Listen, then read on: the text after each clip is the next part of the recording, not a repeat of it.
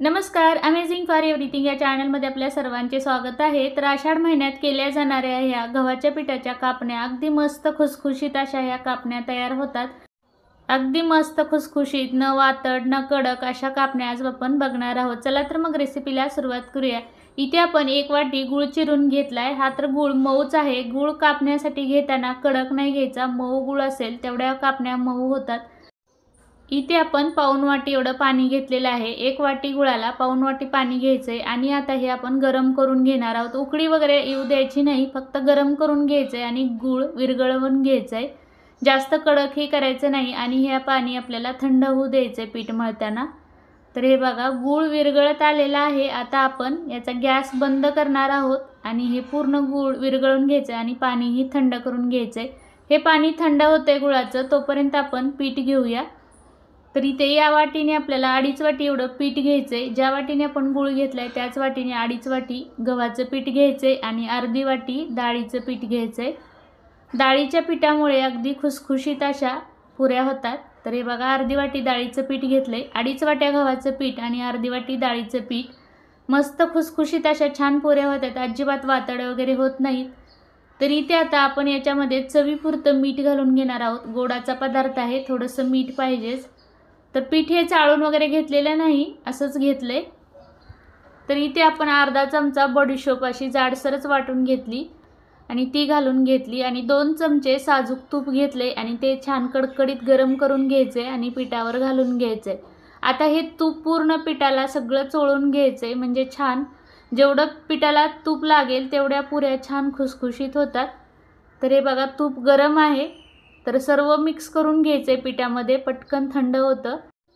सगळ्या पिठाला आता हे तूप आपण चोळून घेणार आहोत। तर मस्त कापण्या होतात आणि 8 दिवस सुद्धा छान राहतात। प्रवासात न्यायला सुद्धा मस्त आहेत ह्या कापण्या आणि अजिबात वातड वगैरे होत नाही। म्हातारे माणसं वगैरे सहजरित्या खाऊ शकतात। गुळाचं पाणी आता चांगलं थंड झालेलं आहे, ते आता आपण गाळून घेतोय, कारण गुळामध्ये काड्या असतात किंवा खडे सुद्धा असतात, म्हणून असं गुळाचं पाणी गाळून घ्यायचं। तर हे बघा 1 वाटी आणि थोडंसं 2-3 चमचे जास्त झालंय। आता तेवढं पाणी आपल्याला लागतंय का बघूया।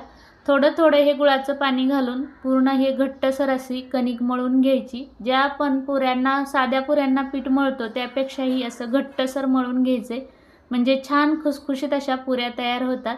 हे बघा सगळं पाणी आपल्याला ते गुळाचं लागलेलं आहे, दुसरं पाणी आपण अजिबात वापर केलेला नाही। मस्त घट्टसर असा गोळा तयार करून घेतलाय। मी हातही स्वच्छ धुवून घेतले आणि पिठाचा घट्टसर गोळा मळून असा झाकून ठेवायचा आहे 10 मिनिटासाठी।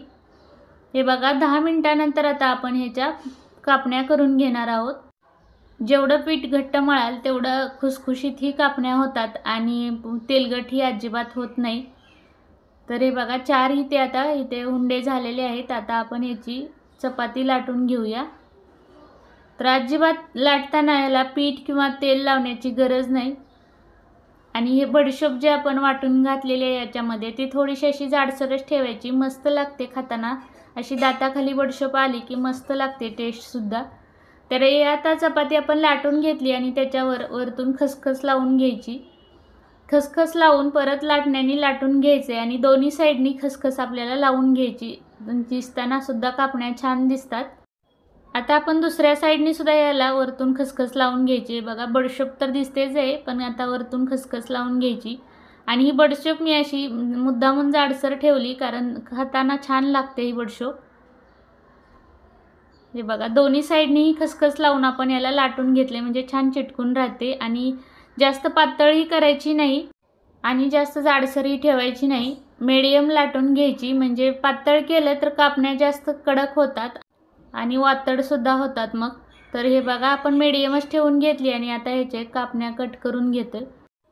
तर मस्त पदार्थ आहे हा, अगदी पारंपरिक आहे आणि आमची आई सुद्धा याच पद्धतीने कापण्या करायची। मी सुद्धा त्याच पद्धतीने करते, अजिबात कडक होत नाहीत किंवा वातड होत नाहीत, मस्त खुसखुशीत अशा कापण्या तयार होतात।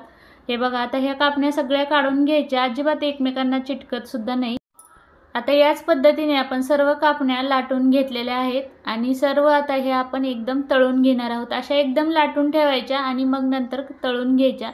तर हे बघा कढईमध्ये तेल सुद्धा छान गरम झाले आणि तेल अगोदरच चांगलं कडकडीत गरम करून घ्यायचे आणि कापण्या तेलात सोडल्या की लगेच गॅस कमी करायचा आहे, म्हणजे छान कापण्या तळल्या जातात. नाहीतर गूळ घातलेला असतो, पटकन त्याला लालसर कलर येतो आणि मग काळ्या दिसतात. तर हे बघा, आपण गॅस कमी केलेला आहे, छान कापण्या तळतायत. तर मस्त आतमधून ही कापण्या तळल्या पाहिजे.